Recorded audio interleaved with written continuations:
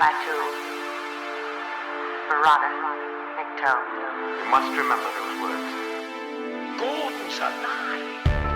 You know what the Turing test is? I know Kung Fu. Dead or alive, you are coming with me. My God,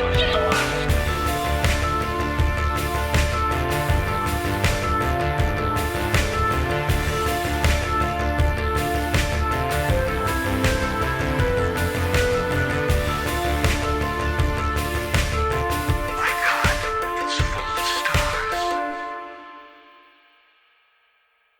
Ladies and gentlemen, welcome back to a Patreon exclusive 4 Stories Out of Time and Space. This is the last trip in the TARDIS, at least for now, maybe.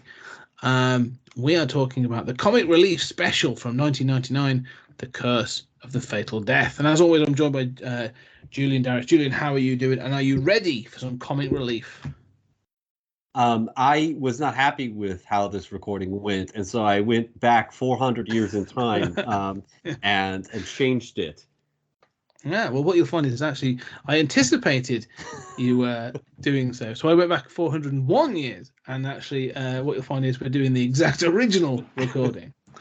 But I knew you would do that.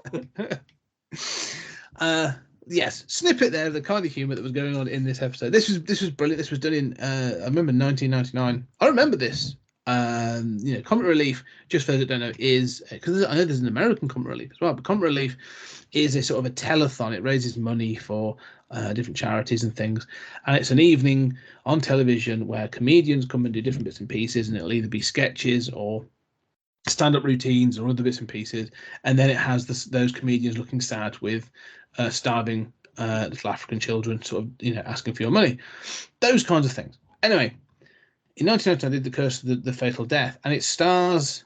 Let's start with the just the original part before we get onto the other things. So don't want to spoil anything. So it opens with a doctor wearing a surprisingly sort of like Eighth Doctor looking kind of costume, with locks, so it's suggestive.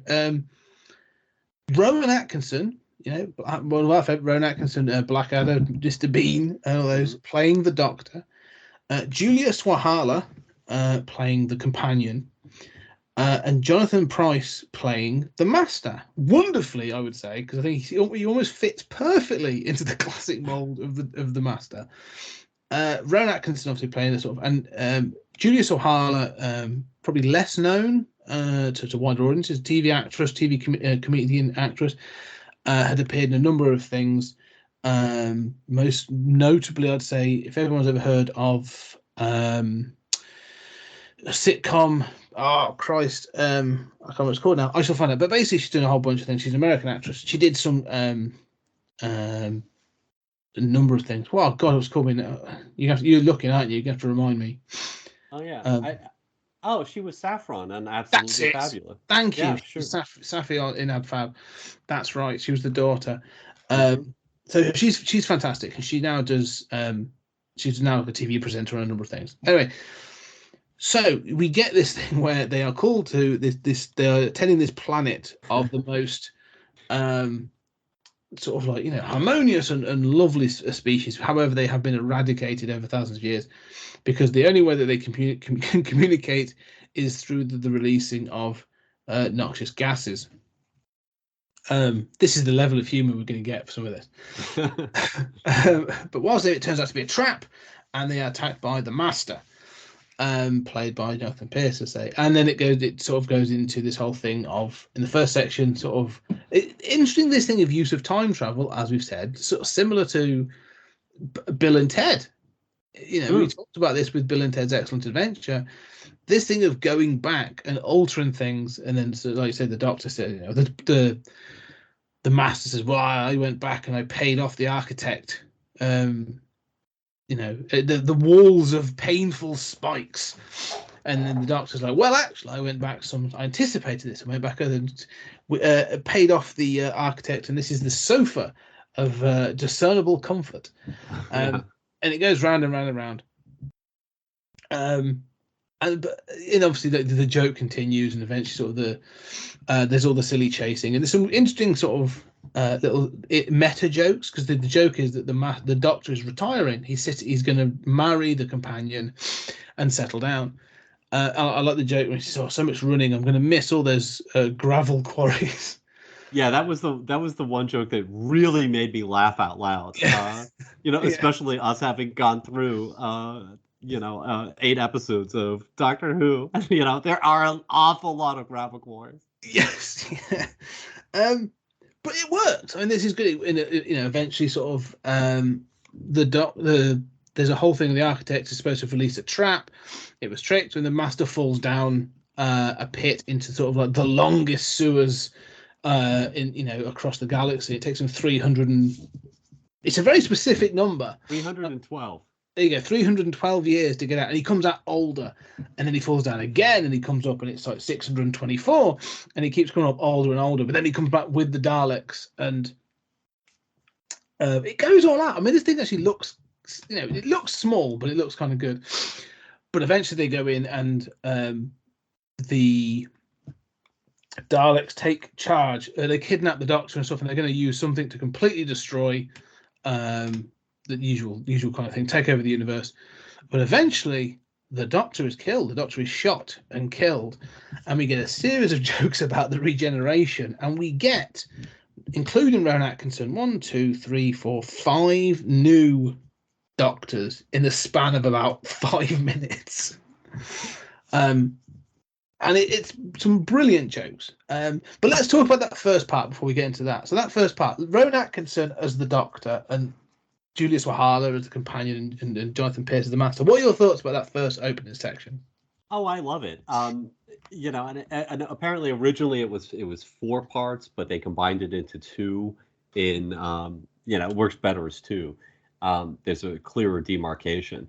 But I mean, the thing that I have always been impressed by is it's not only funny and clever. It has that sort of clever humor, but it's also a smart, intelligent take on the Doctor.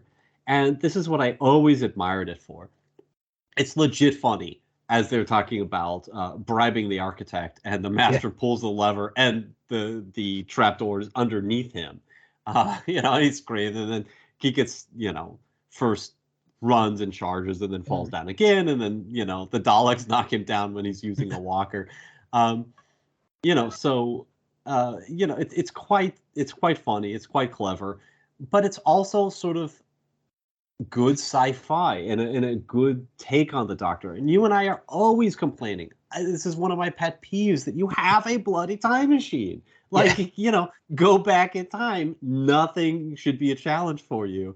And it is that sort of Bill and Ted did it, but it is very successful. And I love, I think Rowan Atkinson is very much the Doctor. I mean, I love Rowan Atkinson. I sort of grew up on Blackadder, and I think he's very confident. Yes, he's a comedic actor, so they cast him in a comedic thing, but he could damn well play a serious Doctor, and use that comedic element as just his whimsy. He's super confident, super dashing, and there's chemistry between him and the companion. Yes. And I love the fact that there's a romantic that, first of all, the idea that the Doctor's got to retire. He's not always going to be adventuring, right? That makes sense. And also that he has a romantic relationship with his companion, which, of course, so much of this becomes fodder or ideas that the actual Doctor Who revival explored. Well, let's touch on one thing. You know who wrote this, don't you? Yeah, Stephen Moffat. Stephen Moffat, this is his first Doctor Who. And so I'm down on the Moffat showrunner years, although they brilliant episodes along the way. But by the end, it's very much, I mean, pear-shaped doesn't begin to describe it.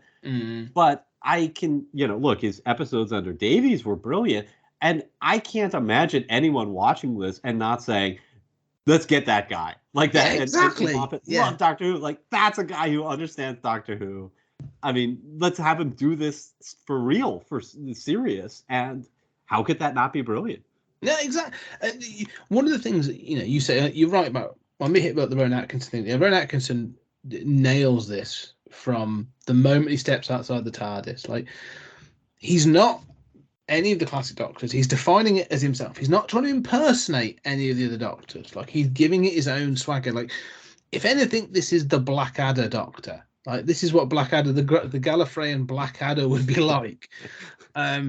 And I kind of like that he has that swagger and that sort of thing. But like you say, he still has that element of whimsy. And I could see a series of this working, and really going for it.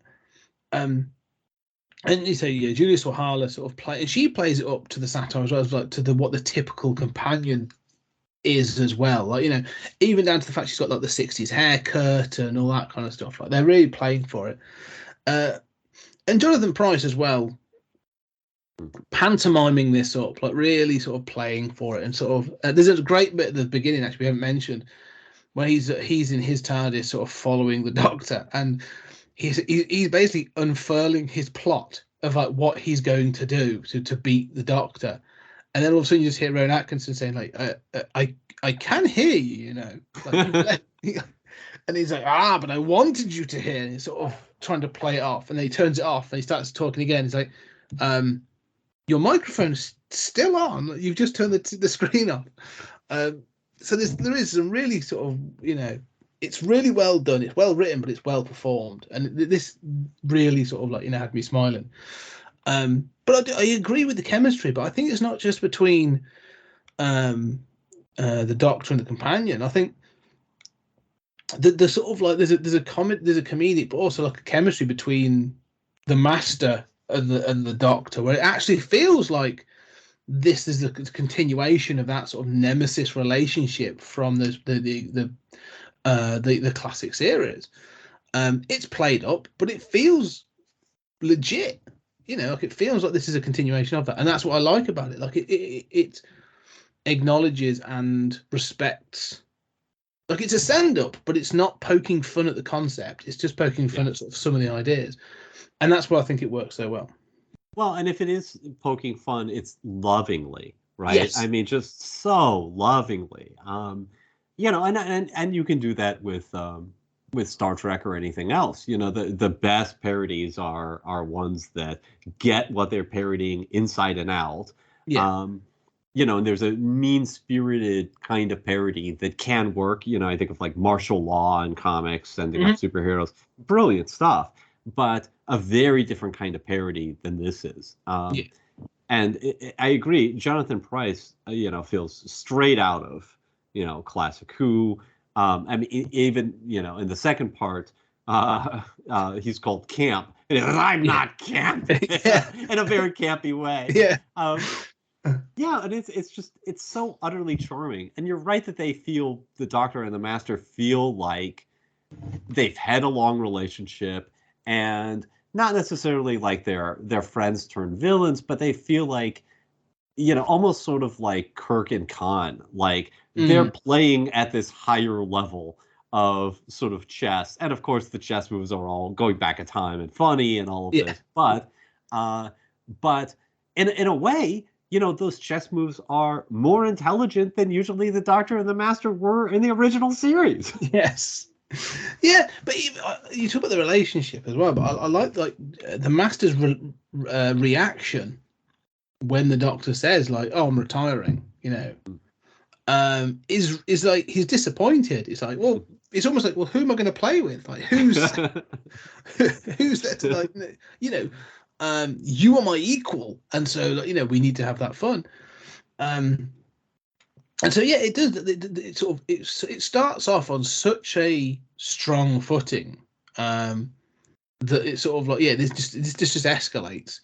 And some of the humor is really well done. And it's the fact that I think they all buy into it. Like, if they weren't buying into this in their performances, I think, you know, you'd feel that off kilterness, I think. But it doesn't. It sort of feels sort of in the tone of Doctor Who, like you say, that loving parody. Especially when they have things in like the running down random corridors that are clearly the same corridor. I think they even say like, this looks familiar. Like, they've run down the same corridor like 3 times. But the other thing that's interesting, because obviously this is the BBC. This was done for BBC Comic Relief. So they've got their hands on the props, because then they bring in the Daleks, And it's not like skimpy because the TARDIS looks good and sort of the costuming looks good. And then they bring in the Daleks, like, the Master's finally like, I haven't come alone this time, and he brings in the Daleks. Again, like, they look good. Like, this is, they're not skimping in order to as a joke. It's like that thing. What's the when you do like a horror comedy or a comedy horror, the comedy can be good, but you can't make fun of the horror. Do you know what I mean? Like, the horror has to be legit in order for the comedy to sort of work. And it's the same with this. This is sort of like comedy Doctor Who, and it's all poking fun, but you can't disrespect the Doctor Who. So the Daleks have to look good, and they do. So you can't poke fun at the Daleks, but you can by giving making sure that the Master has actually been upgraded, and they've given him a plunger hand. Right. and breasts. Yes. They're not breasts. Yeah, they're Dalek bumps, and they can detect all this stuff. Like, that's how it's great that you transpose it onto something else, and you can take fun of it, but you're not taking the mick out of the Daleks. Like, you're not going, oh, the Daleks are silly, aren't they? Because that means you never use them again. So it's cleverly done to sort of poke fun at things without disrupting the iconography very much. Yeah, and I'm seeing that the planet Tesserus was actually mentioned in The Deadly Assassin, where the Master was at the end of his final regeneration. So, that's the level of love that this has. And you're right about the props and the Daleks looking great. And I mean, you also see CGI, with the endless Daleks. And yes. You see some CGI that really looks much like that revived series. That really is a sort of showcase of what you can do. Even the planet Tesserus, looks fantastic. It's like, that's what I want. That looks so amazing. And I do think that you get the feeling that this was made in '99. There hasn't been Doctor Who since the TV movie, and there hadn't 3 years before. There hadn't been Doctor Who 7 years before that. This has been off the air for 10 years.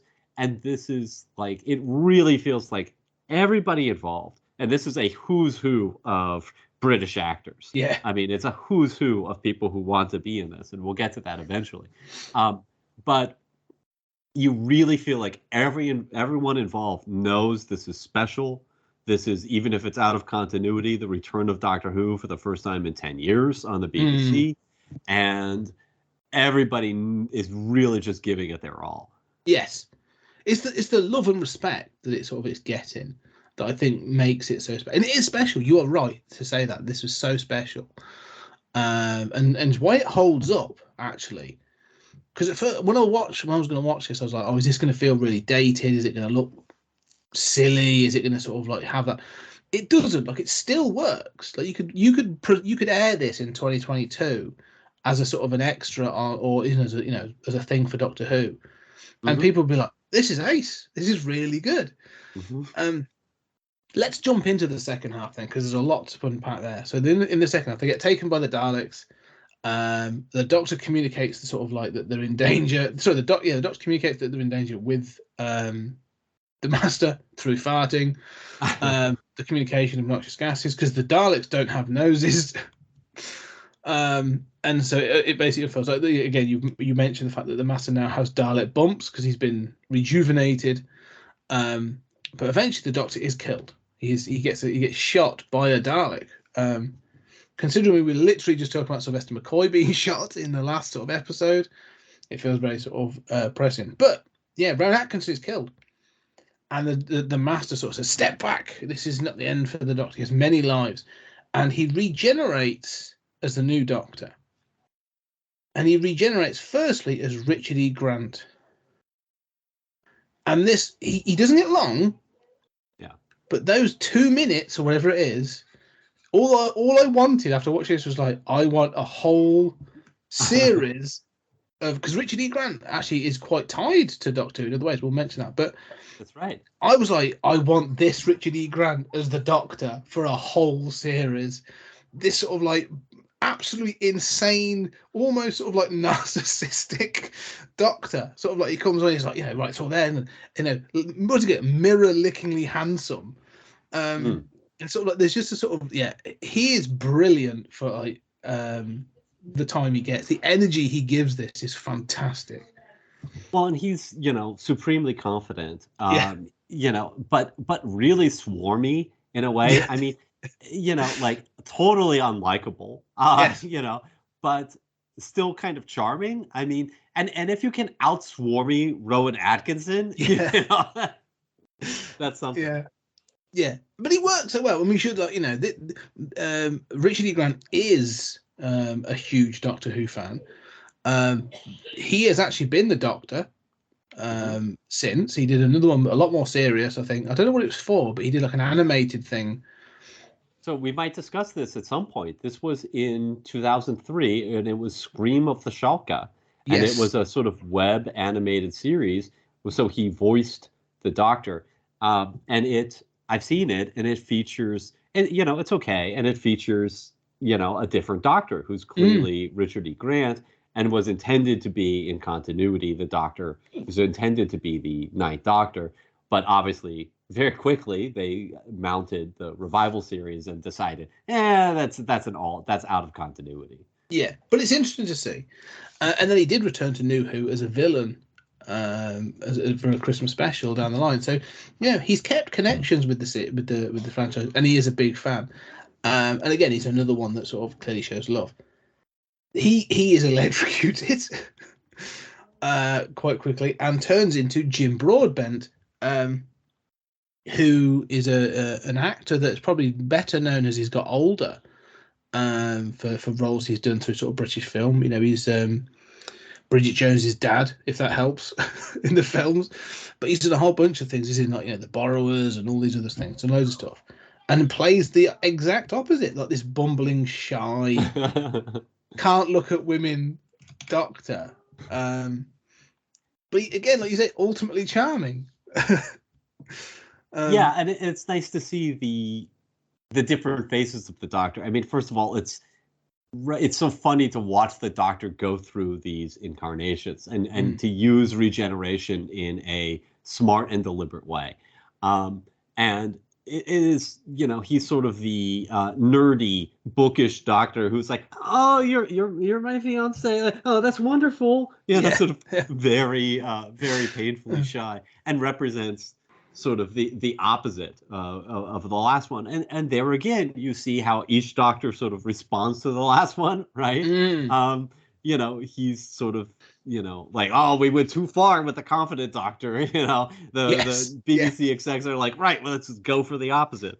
But, and again, for me, like, seeing this was such a revelation to me in terms of seeing other possibilities, a smarter take on the Doctor.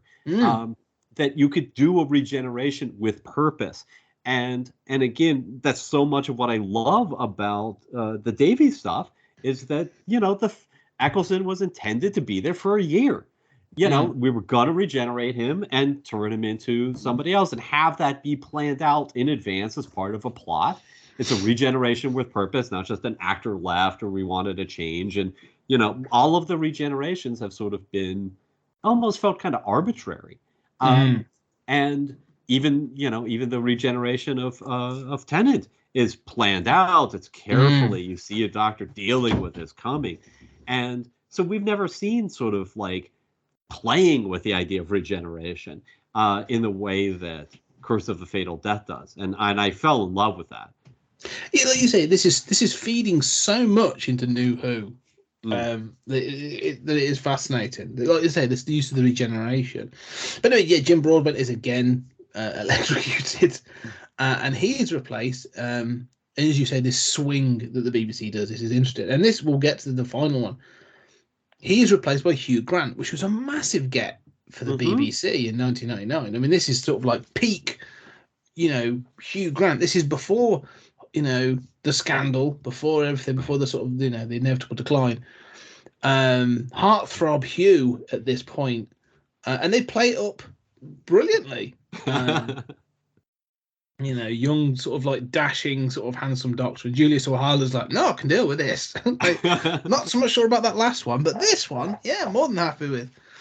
And so, yeah, you know, he doesn't do anything other than to be Hugh Grant, but that's sort of the point.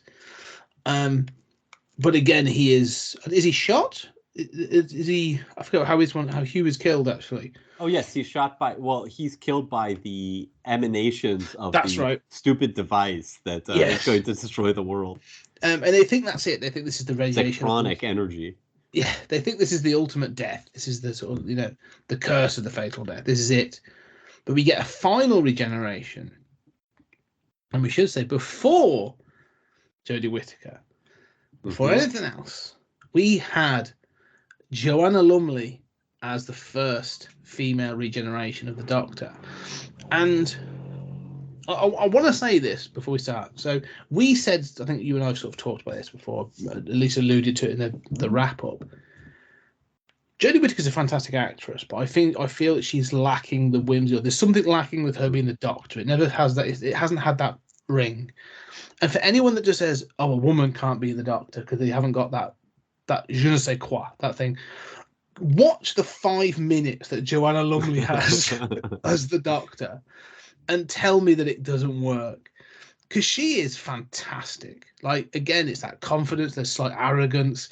She has the humor when she's sort of like, look, I have breasts. It's it all works. And again, I think it's because she's a comedic actress. And she has that timing. She just works really well. She's brilliant in this short little section. Well, and for me, watching this, you know, when you see Hugh Grant, and you know, if you know, even I mean, I was more into British productions than the average Yank, but you know, certainly knew Rowan Atkinson very well, and I knew AbFab, and I mean, I think, you know, AbFab is very, you know, sort of, you know, up and down, and some of it is a lot better than others, but really just changed comedy and was something that, you know, even among, you know, smart Americans in grad school and college, was something that you just had to see, and changed your life when you did, you know.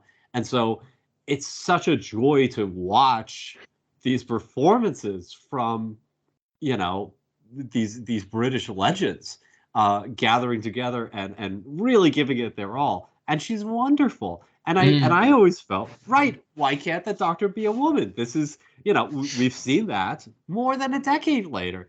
But, you know, it was done here first. And it's like, well, right. I mean, the Doctor can be anyone. Let's play with this. Why does he always have to be a sort of, you know, 30s, 40s, 50s, you know, British dude? You know, I mean, he could be a kid.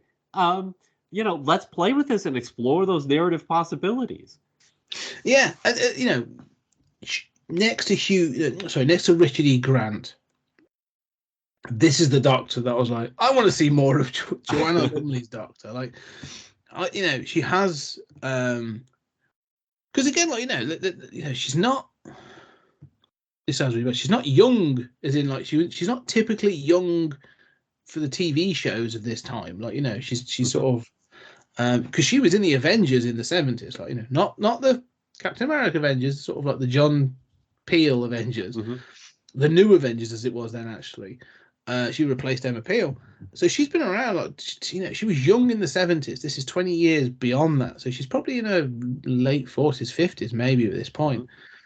And but she still exudes that sort of like this confidence and charisma that, you know, change the costume up a bit or whatever, but like, I could still see her walking onto the deck of a starship in front of a sort of like, you know, an absolute horde of Daleks, and being like, and having bring it on. Yeah, exactly. That Right. sort of like, you know, but there's an energy that sort of like I would associate her with that new. Joanna Lumley has that new Who energy, you know, where like there'd be that fun whimsy, but there'd be that switch where they'd be like, oh no, I'm fun and I'm funny and I'm gonna do this. but you've messed with the wrong thing now. And what I'm going to do is I'm going to wipe out your entire fleet. And they'll be like, haha, you can't do that. And she's like, no, I've done it. I just came to tell you that I've done it, and then leave. Like I could imagine her having that sort of energy and that fist pumping moment, sort of. And so yeah, I don't know. This is a double-edged sword for me watching this, because you watch this and it's hilarious. It is incredibly good fun and it's wonderful. However, it then shows you, like you say, these opportunities where I'm going like, why didn't I get this? No, I feel the same way. And I think of like Kate Mulgrew as a fantastic actor, but I never gelled with Janeway. I've never understood Janeway as a captain. Joanna Lumley would do that job far better. She has that sort of poise, and she sort of comes from, like, in comparison to Whittaker, not to belabor the point, but I mean, Whittaker is a younger generation and has more of the sort of like whimsy, the sort of I don't know, the sort of odd girl energy that started coming out in later years, where we had movies about those characters, and thank God room was made for that culturally. But Lumley has much more of that, Wonder Woman, Emma Peel, Yes. sort of like, and not embarrassed, to like, oh, these are breasts, it's rather interesting. It's like not only real body and Yeah, but not only like, do I have breasts, but like I have magnificent breasts. Yes. And she's like, look at the body I've got. Like it's not hiding a femininity under a bushel. It's not like I said, the odd girl thing. It is this sort of like absolute sort of like, I am in complete control of both myself and my sexuality, and sort of like, and all of it is amazing. Yes, and I'm unapologetic about any of it. Yeah. Yes, right, and I'm not hiding it under a bushel. No, and that's the sort of energy that I'd love to see as the Doctor, sort of like, and that's why I think she would have been sort of fantastic. And you were right, like, she was a great comedy actress, and sort of working with Jennifer Saunders for Ab Fab, which is a fantastic show. And also like, so many things, like she has that comedy, but she comes from an action background, like she did those shows in sort of the 60s, and so she easily could do it, and she has that, her voice as well sort of comes back to that aristocracy, like she speaks the Queen's English very proper, very sort of like, and so she has that sort of, it sounds daft, but like, because she's got quite large front teeth and stuff, she rolls certain letters, and so she has that sort of like a certain way of talking that would have just been absolutely wonderful to hear her sort of like talking with sort of certain characters. And so I often watch this and just think, this is such a missed opportunity. It's so sad that it's never continued. But to me, it's always been a source of inspiration, and I think that it is a source of inspiration. I mean, I'm a writer. I love this sort of stuff. I think it's clearly been a source of inspiration for New Who, and I think in the same way, like, I've written a lot of nonfiction about Miracle Man. Miracle Man was very much based on Mad Magazine. Super Duper Man. It was, really it stems from comedic takedowns of the superhero. And you can see, in those comedic takedowns, whether it's, Lois dying, in childbirth, which was, not comedic, but was an essay. But, this free reign that sometimes satire has to explore the actual narrative possibilities that you don't dare do in real life or in the serious one, because it would destroy the entire show or feels too outre. And I think that a lot of times as genres age or as shows age, those satires, whether it's Super Duper Man or this, can serve as a kind of springboard to say, right, they have the freedom to really interrogate the narrative possibilities of these concepts, and how do we take that and make the real stuff as smart as that, and use those ideas in new ways. And I think New Who does that, and I think Miracle Man is that. Yes, I agree with that totally, 100%. And I think, like you say, this opened the door a little bit. And if you've got Stephen Moffat writing this, I mean, Russell T Davies clearly seeing this, and they must have had discussions about how to do this kind of thing. And these elements, like you say, show up, especially in the Tennant years. Like there are certain elements, and because Tennant has that a lot of these things we've talked about, which is why I think he's often people's favourites, because it does explore certain things. Like, it has the first Doctorless episode where it sort of goes, yeah, we're going to do this, and we're not going to have the Doctor in it at all, but we're going to do this thing, and other possible other possible sort of narrative avenues and stuff, which is cool. And as you said, sort of even the fact that he approaches his death knowingly, and is able to type loose ends, and still says at the end of it all, I don't want to go. Great last line. Yeah, it's an arc. It shows it all. And you say for inspiration. One of the things that we've talked about, and I hold this up as, in my head, there's an amazing story to be told, is always those two icons of science fiction, British science fiction for me, is Doctor Who and Red Dwarf. And I always think, like, I think we sort of talked about it before, like, what Doctor should have turned up on the Great Rouge one. And if you were to watch this, like, if I was to go through this, if the Rowan Atkinson Doctor turned up, like, it would be a certain type of comedy. He would probably be sort of like, Rimmer would be very inspired by him, and sort of like, whatever. Richard E. Grant would be, again, probably closer to the Cat, where the Cat's like, this dude's amazing, sort of like, And then I think, like, well, what happens if, like, Joanna Lumley as the Doctor turns up on Red Dwarf? It would be chaos. And I was thinking, like, that's sort of like the opportunity there. And you watch this as a comedy, and you go, they could do it. They could They could lean into the comedy, but do it lovingly and respectfully, that it doesn't damage either property, but it could be absolutely amazing. And I missed that opportunity. Never happened. It's so sad. Well, it doesn't have to be an official Doctor Who. I mean, there are a million Doctor Who analogs in DC and Marvel and Star Trek, and I mean, Red Dwarf can take the piss out of Doctor Who without it being called Doctor Who. That would be right up their alley. True, and I would love to see it. I'd love to see that. I still want to see it as a comic. I still think this the possibility is there. One of the things I actually thought that made me chuckle when I was watching this, because I put in Doctor Who: Curse of the Fatal Death, and that's what led to the Red Dwarf. So I put it in and thought, because there has been a couple, like there was a funny one where Holly turned up in the TARDIS. There was a bit of a joke. I think it was like an internet thing that works kind of well. But one of the things I recommend people seek this out. If you like Red Dwarf and you like Doctor Who, go and seek this out. Just put Doctor Who intro Red Dwarf. And what people have done is they've taken the Red Dwarf intro, the music, dun dun dun dun dun dun dun dun. It's gone, but in the idea of like the clips, I've Red Dwarf always did the clips of the series to sort of with the music. They did it with the Doctor Who, and there's a number of them. There's classic and new Who, but I think it was a season 8 one. I think series 8 of New Who as Red Dwarf is fantastic. Whoever did it, I'm afraid you can't credit them. It is absolutely stunning. It's so perfect that it feels like, oh my God, this was a comedy show. This is like, it fits in the Red Dwarf universe. So like it fired it up even more. So yeah, that's just something I wish would happen. And I'm going to keep banging that drum. Like Titan Comics do Doctor Who comics, and they're great. There's a guy called, I think it's Robbie Williams or Rob Williams. Writes some of the best ones. They're fantastic. Really impressed with them. Really enjoy them. And I just think, like, just do a special, just one off, please. But anyway, there is that.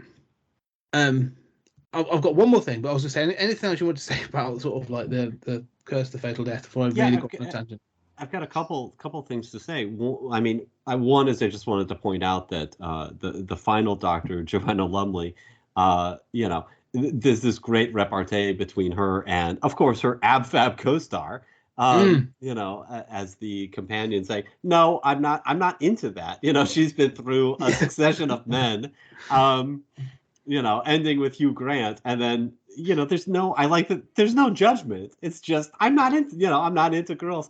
And then she gets with the Master romantically, and they go off together, which is so wonderful, which is sort of, the Master can't go on without the Doctor is retiring, and they really have far more in common.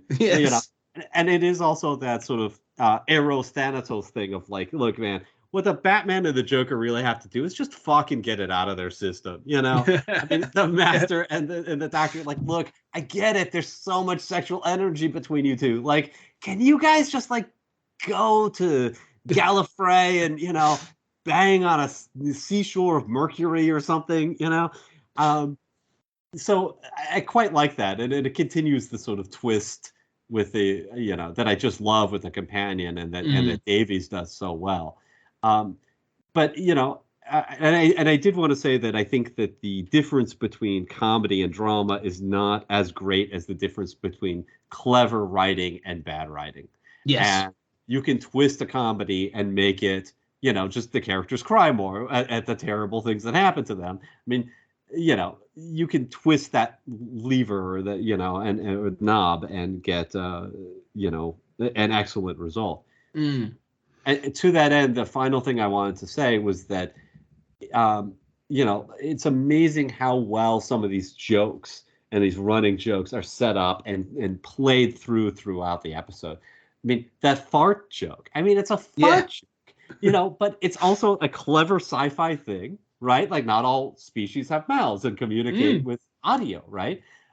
They communicate with flatulence. Well, we have, you know, that's quite reasonable, actually. And it's a fart joke, but then it comes back as a means of actual communication. Yes. It comes back with, you know, the Daleks not having noses, you know. It comes back with the companion saying, you know, oh, no, that was me, when the message is sort of garbled. You know, it's amazing how these things are worked through teased through in a very professional, clever way, that they're not just one-off gags. They come back, they're referenced. And the same thing with I'll Tell You Later, which starts as a gag for ideas that aren't explained on Doctor Who, right? Like, how in the world does that work? I'll tell you later. But then at the end, you know, as the master, right after the master has, you know, notices the sonic screwdriver is really a vibrator with 3 settings, which is a clever little one-off joke.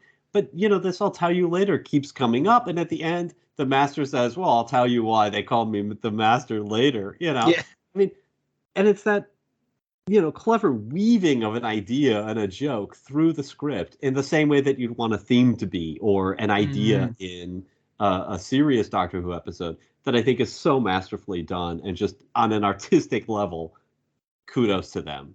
Yeah, and the fart joke in particular is so well done, because it becomes a plot device. Like, it's key to the plot, and it's explained. Like, it's not, because the Doctor actually says, look, well, we've both gone back and actually spent time with the architect and influenced him.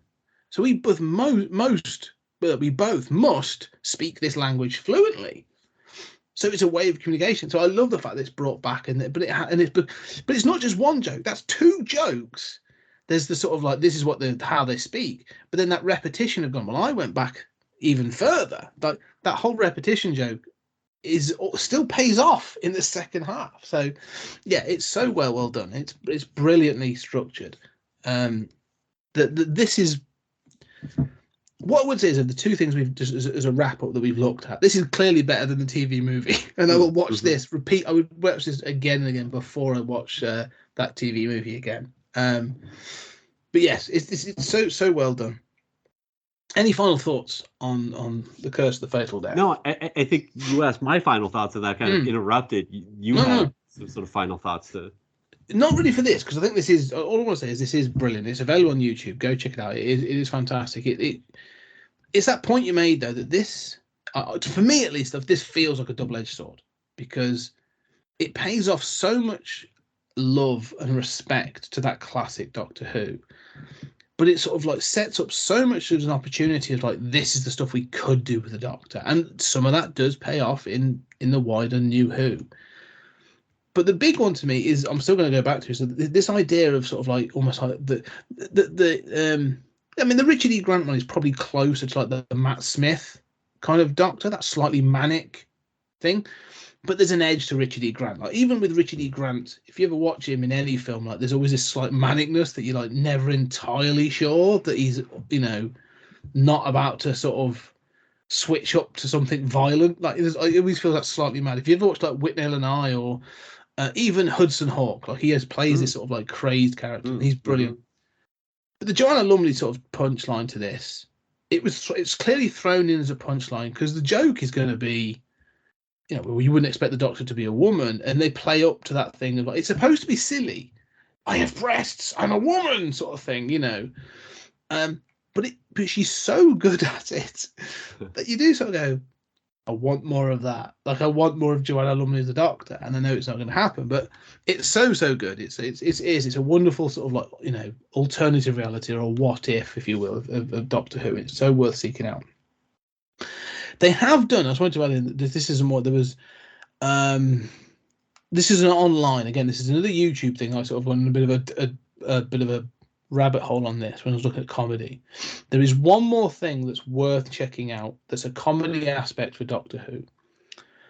So following the announcement of Jodie Whittaker leaving earlier this year, someone put up a fake announcement of who was going to be replacing Jodie Whittaker, and they announced that Nick Berry.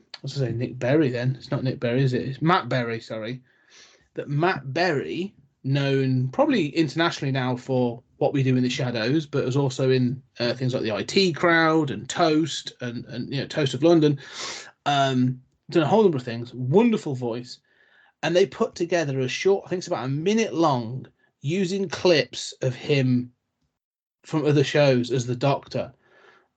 And some of the stuff, it's wonderful. It plays from, it uses, there's a moment in the Day of the Doctor where it has the three Doctors, the Tennant, Smith, and the War Doctor, and it has this bit where it's sort of like Gallifrey's been frozen in time, and it sort of pans through all this, and then the TARDIS arrives, and they step out, and it's like dun dun dun dun dun dun dun, big sort of like cheer moment. They do that with Nick Berry, and he steps out, he gets shot at, and he's like "fuck this" and runs off.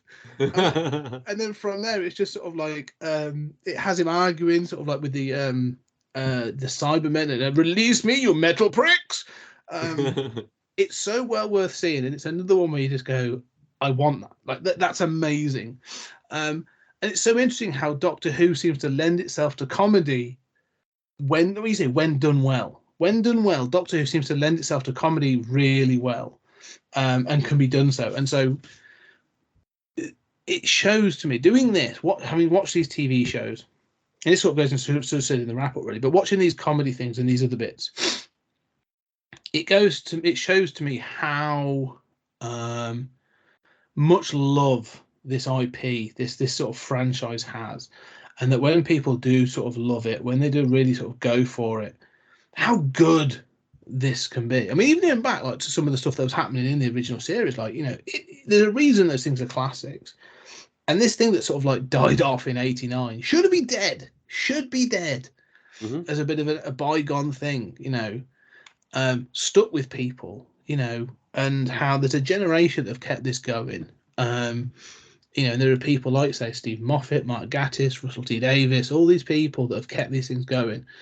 And thank you to them for bringing it back in such a strong way. But there's just a love for this, and actually doing this has actually rekindled my sort of like, oh yeah, I've got to go back and watch more of like classic Who and how much I enjoy it. So it's been amazing to do this. That's my thoughts. Sorry, I was going on a bit of a ramble. No, I quite like it. And amen. And I want to thank those creators too. You know, as a weird American boy who watched the BBC late at night and thought they were broadcast from a slightly parallel dimension. Yeah. You know, Doctor Who has certainly grown on me and been a big part of my life. Mm-hmm. And for me, The Curse of the Fatal Death is one of my absolute favorite Doctor Who episodes. Yeah, it stands up. You know, I'm surprised it's not available on any, like, I don't know if it's available on DVD or anything, but obviously it's on YouTube. It's readily available. Go check it out. We've gone through it all, but do go watch it. Anyway, that's it really. That's our Who done. This has been 2 bonus Patreon episodes.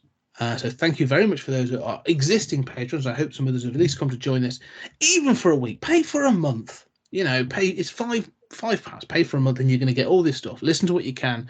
You help keep the show alive, and we greatly appreciate it. But go check out the stuff. Don't just sit there. Go check it out. Twilight Zone, 30-minute thoughts, Creators Corner, all kinds of bits and pieces. Go and check it out. Anyway, Julian, thank you very much for It's joining my us honor, my friend. for these shows. And ladies and gentlemen, join us on the main feed for the start of season 4.